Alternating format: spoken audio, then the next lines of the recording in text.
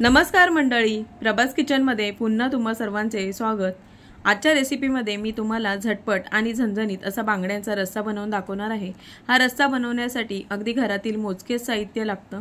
जास्तीची तामझाम न करता झटपट बनवून तयार होतं। चला तर मग करूयात सुरुवात।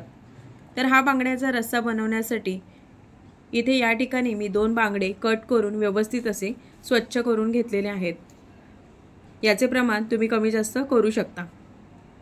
आता यावरती आपल्याला पाव छोटा चमचा हळद आणि थोडंसं मीठ लावायचं आहे। आता हे सर्व आपण व्यवस्थित असं मिक्स करून घेऊयात।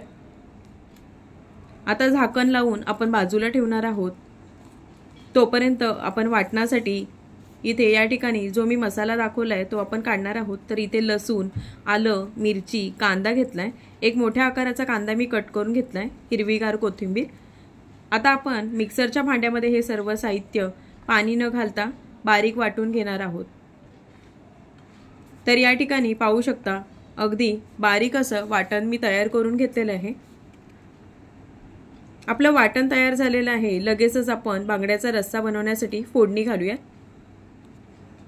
तर त्यासाठी इथे मी गॅसवर कढईमध्ये तेल गरम करून घेतलेलं आहे। त्यामध्ये थोडंसं लसूण मी इथे टेचून घातलेलं आहे। नॉनव्हेज रेसिपी आहे तर तेल थोडंसं जास्त मी इथे घातलंय, यामुळे तरी छान येते।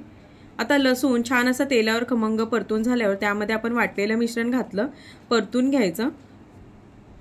आता आपण यामध्ये पावडर मसाले घालणार आहोत। कांदा लसूण मसाला, घरचं लाल तिखट, चमचाभर काश्मीरी लाल तिखट, अर्धा चमचा गरम मसाला, अर्धा चमचा धनेपूड। हे सर्व मसाले तिखटानुसार तुम्ही कमी जास्त करू शकता। आता हे सर्व परतून घेऊयात। तेल सुटेपर्यंत आपल्याला मिनिटभर तरी हे परतून घ्यायचं आहे। आता यामध्ये पाणी घालूयात। मिक्सरच्या भांड्यामध्ये जो मसाला शिल्लक होता त्यातच मी पाणी घालून यामध्ये घातलेला आहे। गरजेनुसार तुम्ही कमी जास्त करू शकता। थोडंसं कोमट पाण्याचा वापर करायचा, म्हणजे कालवण अगदी चवदार बनतं। परतून घेतलंय, छान उकळी येऊन दिली आहे आणि यामध्ये बांगड्याचे तुकडे मी इथे घातलेले आहेत। 3 ते 4 कोकमाचे तुकडे सुद्धा मी इथे घातलेले आहे। चवीपुरतं मीठ आपण पुन्हा एकदा घालूयात। आपण अगोदरही मॅरिनेट करताना थोडंसं मीठ घातलं होतं, हे लक्षात ठेवा।